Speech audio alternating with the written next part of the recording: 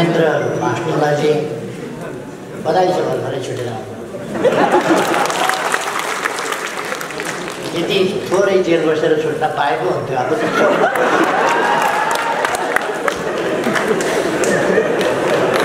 वार्ता टोलीका सम्पूर्ण सदस्य साथीहरू, माननीय मन्त्रीज्यूहरू, नेताज्यूहरू, माननीय सांसदज्यूहरू, काठमाडौँ महानगरपालिकाका मेयरज्यू, दुवै पार्टीका सम्पूर्ण नेता कार्यकर्ता साथीहरू, यहाँ उपस्थित अरू सबै, शान्तितर्फको एउटा ठुलो फड्को ठुलो सफलतामा खुसी व्यक्त गर्न, खुसी साथमा उपस्थित हुनुभएका साथीहरू, सञ्चारकर्मी मित्रहरू र यो ऐतिहासिक कार्यक्रमलाई विभिन्न सञ्चार माध्यमहरूद्वारा प्रत्यक्ष प्रसारण गरिएको अवलोकन गरिरहनुभएका सम्पूर्ण देश विदेशमा रहेका दिदीबहिनी तथा दाजुभाइ, आज फागुन 21 गते 48 वर्ष अघि आजकै दिन अघि नै साथीहरूले चर्चा गरिसक्नु भएको छ। एउटा नयाँ आन्दोलन, नयाँ एकीकरण, नयाँ सङ्कल्प र नयाँ सपना बोकेर अगाडि बढिरहेका क्रान्तिकारीहरूको 5 जनाको समूहलाई जेलबाट निकालेर जेल सार्ने नाममा जङ्गलमा लगेर हत्या गरिएको थियो। सुखानीको जङ्गलमा रामनाथ दाहाल, नेत्र घिमिरे, वीरेन राजवंशी, कृष्ण कोइकेल र नारायण श्रेष्ठ। नेपालको इतिहासमा त्यस प्रकारको त्यो एउटा अत्यन्तै क्रूर सत्ताको दमनचक्र आफ्नो नियन्त्रणमा धेरै महिना अगाडि लिएर गिरफ्तार गरिएको ठाउँबाट निकालेर जेल सार्ने नाममा 5 जनाको एकै ठाउँमा हत्या गरिएको नेपालको इतिहासमै त्यो पहिलो घटना हो र त्यस प्रकारको अन्तिम पनि घटना हो। त्यस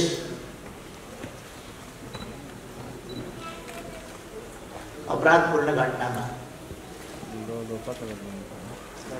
मारिनु भई शहादत प्राप्त गर्नुहुने 5 जना अमर शहीदहरूमा आज यस विशेष दिनमा हार्दिक श्रद्धासुमन अर्पण गर्न चाहन्छु।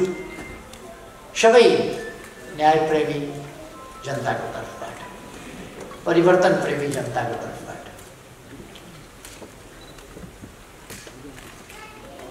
यस प्रसङ्गमा मैले एउटा सानो कुरा भन्नुपर्ने छ। त्यसै सिलसिलामा 2029 साल फागुन 29 गते, फागुन 29 साल फागुन 21 गतेको त्यो घटना थियो। त्यसभन्दा केही महिना अगाडि केही साथीहरूलाई गिरफ्तार गर्ने क्रममा एकजना साथी मारिनु भएको थियो, चन्द्रडाँगी।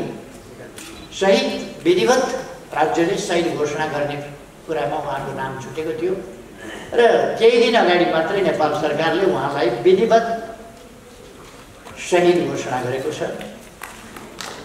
त्यसैगरी त्यस घटनाको केही समयपछि अर्थात् 21 फागुन 2029 को केही पछि रामप्रसाद प्रधानलाई बुधबारे भन्ने ठाउँमा घेरेर घोचिकन हत्या गरिएको थियो। बाँसका भालाहरू बनाएर घोचिकन हत्या गरिएको थियो। उहाँलाई पनि राज्यले शहीदको सम्मान दिएको छ। केही दिन अगाडि म यो पनि जानकारी गराउन चाहन्छु। उहाँहरू लगायत सम्पूर्ण ज्ञात अज्ञात शहीदहरूलाई यस विशेष दिनमा म श्रद्धासुमन अर्पण गर्न चाहन्छु। म नेकपाका महासचिव विप्लवजी उहाँलाई बधाई भन्न चाहन्छु, स्वागत भन्न चाहन्छु र शुभकामना भन्न चाहन्छु। र उहाँले जुन साहसिक कदम चाल्नु भएको छ फेरि एकपल्ट र एउटा ठुलो ऐतिहासिक योगदान गर्नुभएको छ, यसका निम्ति म उहाँलाई राज्यको तर्फबाट र पार्टीको तर्फबाट पनि हार्दिक धन्यवाद भन्न चाहन्छु।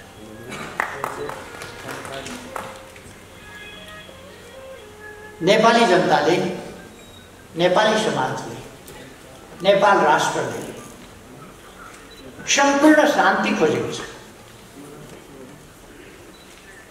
नेपाली जनतालाई चाहिएका कुराहरूमध्ये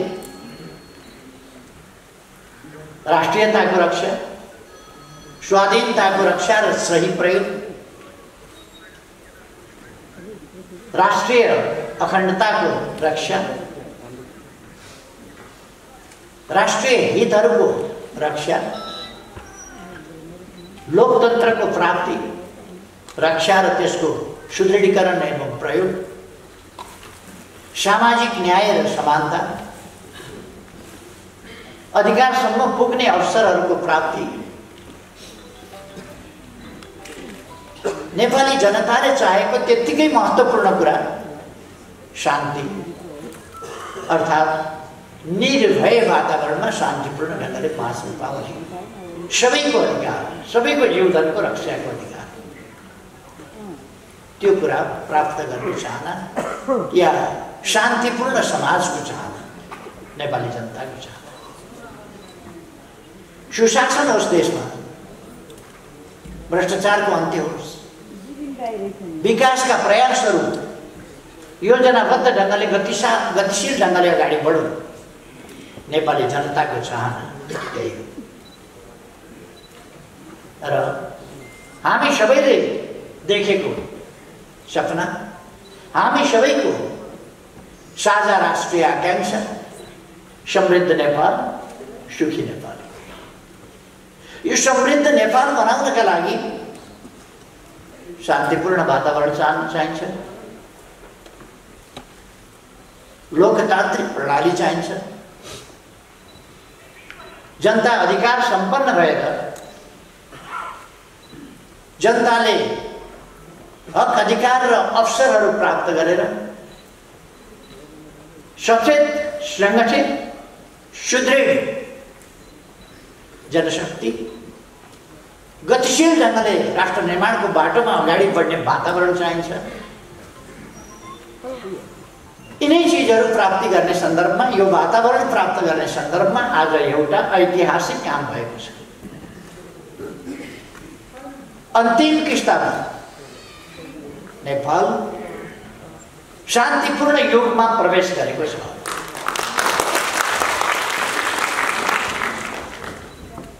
अब नेपालमा हिंसात्मक द्वन्द्व छैन। अब नेपालमा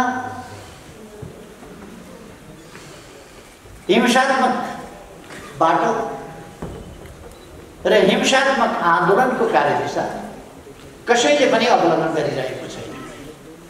अर्थात् नेपाल शान्तिपूर्ण देश हो र यहाँ शान्ति छ।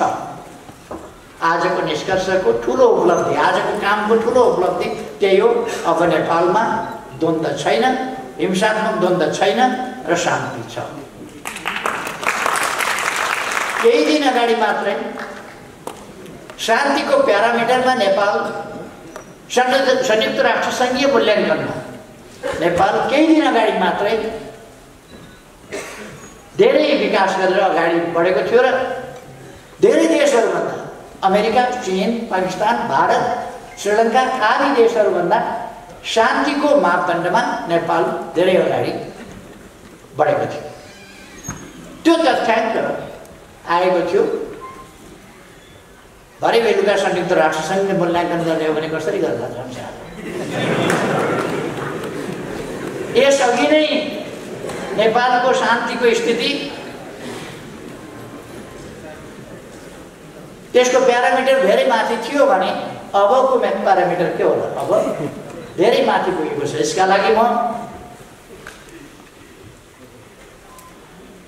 विप्लवजीलाई धन्यवाद भन्न चाहन्छु।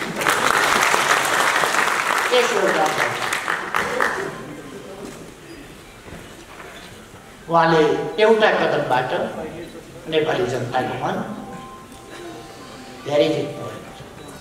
एउटै कदमबाट, यसै कदमबाट।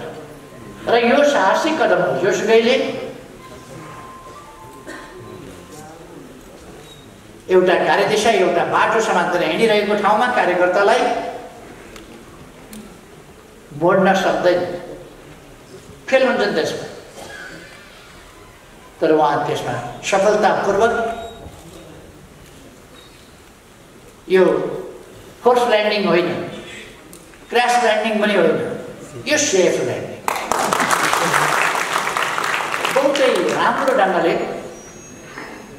यसलाई अरू सफलतापूर्वक अगाडि बढाउने सम्भावनाहरूको बाटोमा,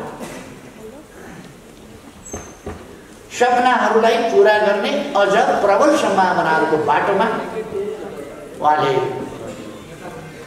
योगदान गर्नुभएको छ। अघि नै डाक्टर राजन भट्टराईले भनिसक्नुभयो।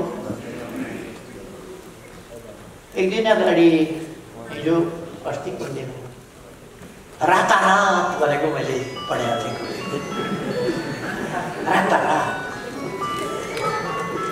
रातारात होइन, यो वर्षौँदेखि हाम्रो वार्ता चलिरहेको थियो। वार्ता गर्दा यति हो, हामीले नगरा बजाएर वार्ता गरेन। वार्ता झैँ गऱ्यौँ। जस्तो वार्ता भन्ने चिज हुने गर्छ त्यो गम्भीरताका साथ वार्ता गऱ्यौँ। यसको थालनी, यस विश्वासको थालनी कति 8-10 वर्ष भयो होला।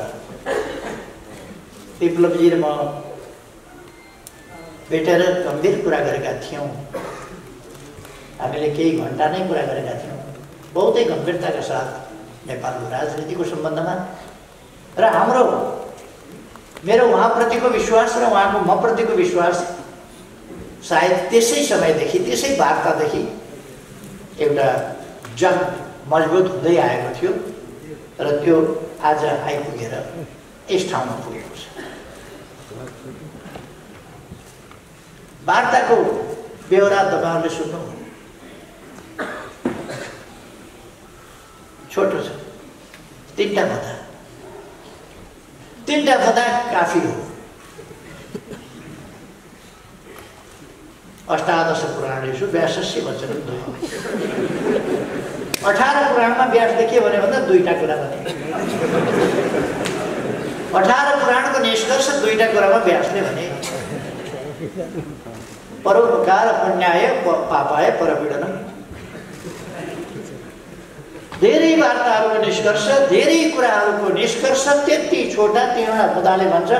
कुनै समस्या आइपरे छलफल र वार्ताबाटै हामी टुङ्ग्याउने छौँ, कुस्ती खेल्दैन।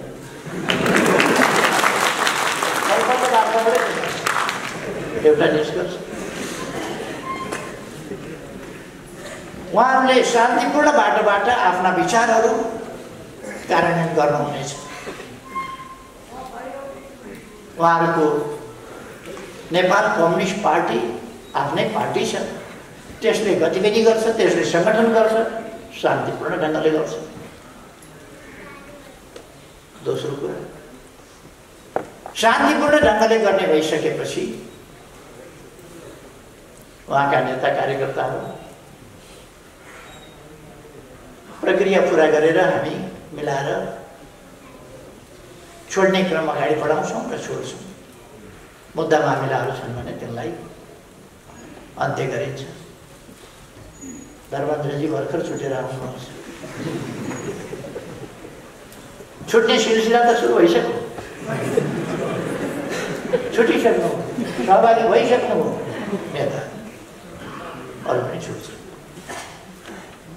अर्थात् यसले अब नेपाललाई एउटा नयाँ दिन मात्रै होइन, नयाँ युगमा प्रवेश गराएको छ। हामी हरेक कुरा एउटा युग परिवर्तनकारी ढङ्गले काम गरिरहेका छौँ। युग परिवर्तन। गत वर्ष हामीले पृथकतावादी आन्दोलन त्यो मान्यताका साथ चलिरहेका सीके राउतजीलाई राष्ट्रिय राजनीतिको मूलधारमा ल्यायौँ। शान्तिपूर्ण राष्ट्रिय राजनीतिको मूलधारमा। त्यही राष्ट्रिय राजनीतिको मूलधारमा आज मूलतः उहाँहरू आइसक्नु भएको छ। अब भाषाहरू मिलाउन पनि अलिकति समय लाग्छ। जानेरै पनि मैले अङ्ग्रेजी बोलेँ भने अङ्ग्रेजले बोले जस्तो हुँदैन, नेपालीले बोले जस्तो। अङ्ग्रेजले नेपाली विशेषज्ञता हासिल गरे हुन्छ, तर बोल्ने बेलामा नेपालीले जस्तो बोल्न सक्दैन। मैले एउटा राम्रो नेपाली जानेको अङ्ग्रेजीले गीत गाएको सुने, तिम्रो बाउ मेरो बाउ माछा मार्न गयो। राम्रो नेपाली जानेको थियो, तर गाउँले गरे तिम्रो बाउ मेरो बाउ माछा मार्न गयो। किनभने त्यो नेपाली जिब्रोले समाउन सक्दैन। मैले अङ्ग्रेजी गीत गाएँ भने पनि त्यस्तै हुन्छ, कोही तिम्रो बाउ मेरो बाउ भने जस्तो। त्यसो भएर एक्सप्रेसनका तरिकाहरू, अभिव्यक्तिका तरिकाहरू, प्रयोग गर्ने भाषाहरू, भाषाका शैलीहरू ती एकीकृत हुन केही समय लाग्छ। तपाईँहरूले सेती नदी र त्रिशुली नदी मिसिएको देख्नुभएको छ होला। गाईघाट भन्ने ठाउँमा मुक्लिङभन्दा अलिक पर बाटोबाट अलिक तलसम्म सेतीपट्टिको धार सेती सेती सेती सेती जस्तो देखिया हुन्छ, त्रिशुलीपट्टिको धार त्रिशुली त्रिशुली देखिया हुन्छ। अलिक पर पुगेपछि न सेती न त्रिशुली, सबै एउटै। यो एउटा सिलसिला हो, एउटा प्रक्रिया हो। हामी एउटै उद्देश्यमा छौँ, समृद्ध नेपाल, सुखी नेपाल। नेपाल समृद्ध हुनुपर्छ, स्वतन्त्र अस्तित्व सहितको स्वाधीन र स्वाभिमानी नेपाल, शान्तिपूर्ण र समृद्ध नेपाल, एउटा सभ्य र आधुनिक नेपाल जहाँ सबै उपलब्धिहरू, राष्ट्रका उपलब्धिहरू, प्रतिफलहरूमा न्यायोचित हिस्सेदारी पाएका, सामाजिक न्याय र समानताको उपभोग गरिरहेका जनता सुखपूर्ण ढङ्गले बाँचिरहेका जनता भएको नेपाल हाम्रो आकांक्षा त्यही हो। त्यसलाई हामीले संक्षिप्तमा सर्वे भवन्तु सुखिनः सर्वे सन्तु निरामया, उहिले वेदमा भन्दाखेरि त्यसो भन्थे, सर्वे भवन्तु सुखिनः। आज हामीले समृद्ध नेपाल, सुखी नेपाली भनेका छौँ। मानव जातिको परम इच्छा के हो भन्दा शान्तिपूर्ण, भयरहित, समृद्ध, जैविक र मानवीय आवश्यकताहरूको परिपूर्ति भएको एउटा समाज, सभ्य समाज, सुरक्षित र अधिकार प्राप्त, सम्मानजनक जीवन जिउन पाउन सक्ने समाज, त्यो चाहन्छ मानिसले, त्यही प्राप्त गर्नुपर्दछ। हाम्रा पूर्वजहरूले त्यही भने। सपनाहरू बाँकी रहे, आज ती सपनाहरू पुरा गर्ने माध्यम, त्यो बाटो, ती तरिकाहरू विभिन्न अनुभवहरूबाट गुज्रिँदै आएर हामी एउटा ठाउँमा पुगेका छौँ र ती सपनाहरू पुरा गर्ने प्रयासमा जुटिरहेका छौँ। दुनियाँका आन्दोलनका, सामाजिक परिवर्तनका, उतार चढावका इतिहास थुप्रै प्रकारका छन्। राष्ट्रिय मुक्ति आन्दोलनका इतिहास छन्, जनताका मुक्ति आन्दोलनका इतिहास छन्, जनताले हतियार उठाएका दृष्टान्तहरू छन्, शान्तिपूर्ण ढङ्गले गरिएका परिवर्तनका दृष्टान्तहरू छन्, चरम दमन र त्यसबाट सिर्जना भएको बलिदान र यातनाका कुराहरू छन्। तिनका निम्ति तयार भएर देशका निम्ति मानव जातिका निम्ति, मानव समाजको सुखी समाजको स्थापनाका निम्ति जीवन आहुति दिन तयार हुने बहादुरहरूका बलिदानपूर्ण गाथाहरूका इतिहास छन्। यी सबै इतिहासबाट मानव समाज गुज्रिएको छ। परिवर्तनका प्रयासहरू, विकास निर्माणका प्रयासहरू, समृद्धिका प्रयासहरू, सबै प्रयासहरूको अन्तिम निष्कर्ष सुख प्राप्ति। यी विभिन्न अनुभवहरू छन्। यति बेला हामीले कसैलाई कम देखाउने, कसैलाई गलत देखाउने, कसैलाई सही देखाउने, कसैलाई होचो देखाउने, कसैलाई अग्लो देखाउने समय होइन। हामी एकताबद्ध भएर नेपाललाई एउटा समृद्ध नेपालको रूपमा अगाडि बढाउने समय हो। त्यसमा हाम्रा पूर्वजदेखिका योगदानहरूलाई कदर गर्दै, अनुभवहरूलाई समेट्दै अगाडि बढ्ने समय हो। आज जुन घटना घटेको छ, जुन शान्तिको यात्रामा अब नेपाल नयाँ उचाइका साथ एउटा नयाँ युगमा प्रवेश गरेको छ, यसले नेपालको कम्युनिस्ट आन्दोलनमा उतार चढावपूर्ण हाम्रा जुन इतिहासहरूलाई मैले पनि 50 वर्ष अघि यही आन्दोलन, यस्तै आन्दोलन, उहाँहरूले जस्तै यस्तै आन्दोलन भनेको थियो। र मेरो पार्टीले विधिवत रूपमा 40 वर्ष अगाडि एउटा निर्णयबाट, त्यसका लागि यसको सभा गर्ने समय थिएन, तर 40 वर्ष अगाडि हामीले शान्तिपूर्ण राजनीतिको बाटोलाई अङ्गीकार गरेका थियौँ। हामीले छोडेको 29 सालको अन्तिमतिरै हो, 30 सालमै हो छोडेको लगभग। तर त्यसलाई पुरा एडप्ट गरेर त्यसमा एडजस्ट हुन 7 वर्ष अरू लाग्यो। त्यो रूपान्तरण, त्यसबाट एउटाबाट अर्कोमा जान सजिलो छैन। तर यस परिघटनाले, आजको उपलब्धिले विश्वकै कम्युनिस्ट आन्दोलनलाई कसरी कम्युनिस्ट आन्दोलनले शान्तिपूर्ण ढङ्गले समाज परिवर्तनको अगुवाई गर्न सक्छ, नेतृत्व गर्न सक्छ र सार्थक सफलता प्राप्त गर्न सक्छ। विभिन्न प्रकारका प्रतिक्रियावादी शक्तिहरूका जाल जेल टिक्णम, हमला र दमन सबैलाई पराजित गरेर अगाडि बढ्न सक्छ। कसरी अनेक प्रकारका उतार चढावहरू, ती सबैलाई कसरी झेल्न सक्छ। र हामी असल मनसायका साथ अगाडि बढ्यौँ भने कसरी नजिकै नै जान सक्छौँ, त्यो कुराको एउटा दृष्टान्त बनेको छ। हाम्रो सफलता, हाम्रो तरिका, यी कुराहरू विश्व कम्युनिस्ट आन्दोलनका लागि दृष्टान्त, यी सफलता।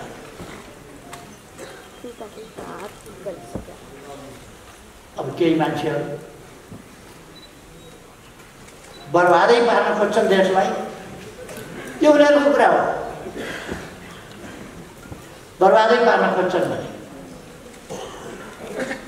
संसदीय दलको बैठक गर्दैछन् भन्ने सुनेको थिएँ। कुन दलको हो थाहा छैन, दलको नेता म यहाँ छु।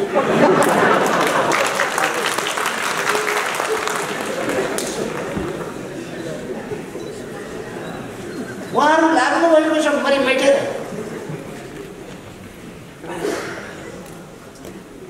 मलाई उहाँहरू देखेर त अचम्म पनि लाग्छ पनि लाग्दैन त्यस्तै हो।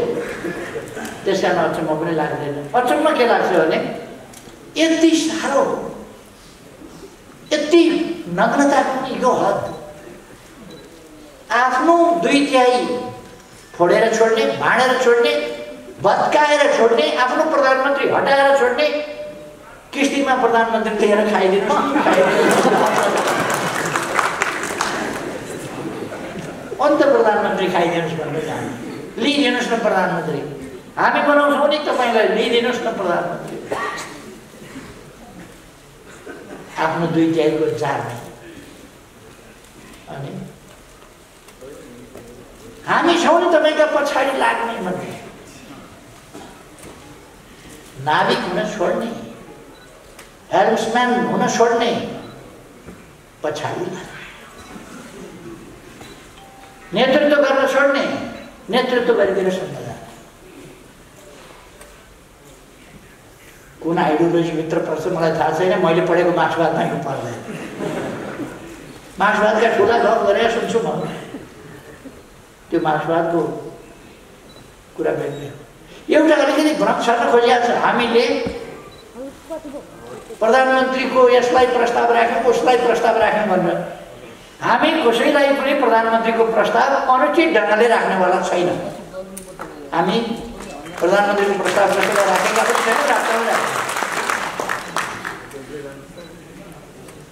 हामीले भनेको त देशको राजनीतिलाई अस्थिरतातर्फ धकेलियो, अस्थिरतातर्फ जान नदिउँ, लोकतन्त्रको हुर्मत लिने काम हुन लाग्यो। त्यसकारण स्थिरता स्थायित्वतर्फ, लोकतन्त्रको सही अभ्यासतर्फ जाउँ भनेर हामीले प्रतिनिधि सभा विघटनको प्रस्ताव गरेका थियौँ र विघटन गराएका थियौँ। अब फिर्ता आएको छ, फिर्ता आएपछिको तमासा सुरु भएको छ फेरि। यो तमासा नेपाली जनताले हेर्दै जानु पर्ला, यसका परिणामहरू भोग्दै जानु पर्ला। तर म के आश्वस्त पार्न चाहन्छु भने यस देशमा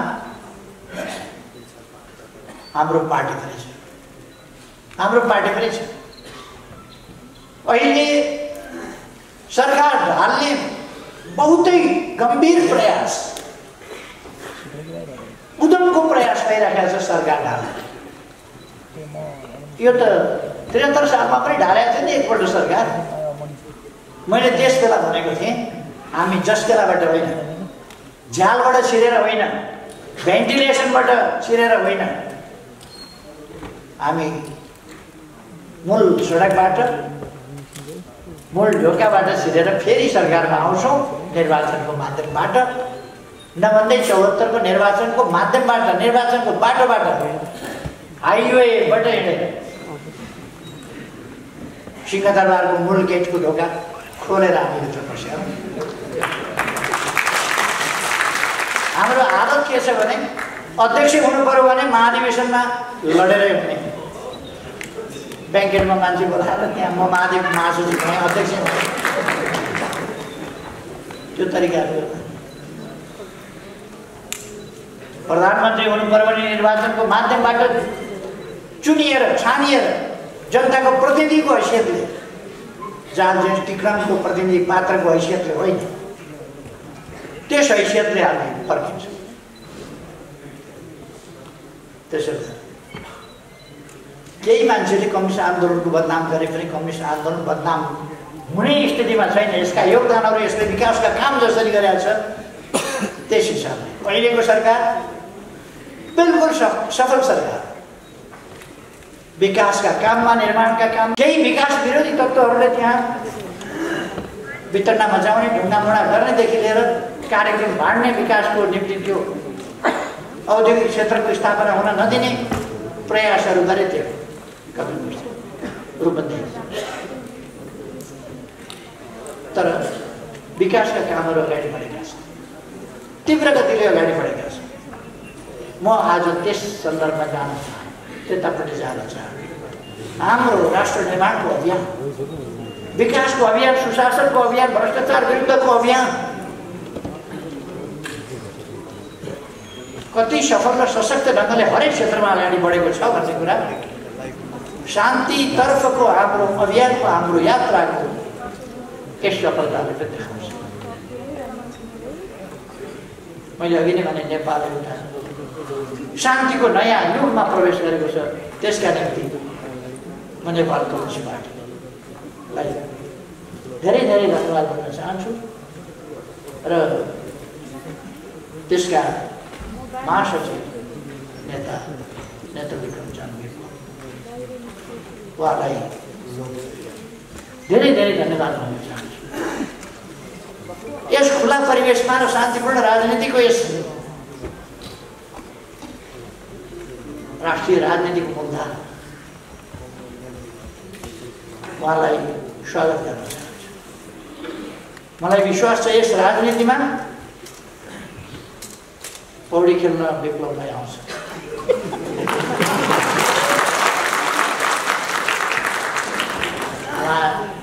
यसमा पौडी खेलेर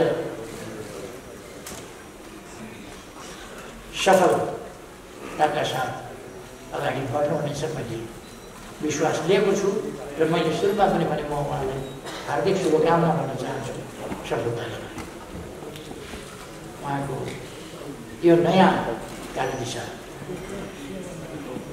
उहाँलाई सफलता प्राप्त होस्, धेरै धेरै शुभकामना भन्न चाहन्छु। वार्ता टोलीले यथार्थ मेहनत गरेको छ। गृहमन्त्री रामबहादुर थापा बादलज्यू, खड्गबहादुर विश्वकर्मा, प्रकाण्डजी, डाक्टर राजन भट्टराई र दीपकजी, उहाँहरूको प्रयास, लचिलापन र नेतृत्वसँगको सघन सम्पर्कमा रहेर जसरी वार्तालाई कुशलतापूर्वक अगाडि बढाउनु भयो र सफलतामा पुर्याउनु भयो, यसका निम्ति वार्ता टोली विशेष धन्यवादको पात्र छ। उहाँहरूलाई धन्यवाद। यस बिचमा यस काममा योगदान पुर्याउने साथीहरू, प्रत्यक्ष परोक्ष प्रकट अप्रकट विभिन्न ढङ्गले योगदान गर्ने साथीहरू सबैलाई, विभिन्न क्षेत्रहरूलाई, पक्षहरूलाई सबैलाई पनि हार्दिक धन्यवाद दिन चाहन्छु। र यो एउटा खुसीको दिन, एउटा यो परिवर्तनको दिन, एउटा महान सफलताको दिन, कसैले पनि नहारेको र सबैले जितेको, देशले जितेको दिन। यस दिनलाई सार्थक बनाउन योगदान गर्ने मुख्य नेताहरू लगायत सबैलाई फेरि एकपल्ट धन्यवाद भन्दै आफ्नो भनाइ टुङ्ग्याउँछु।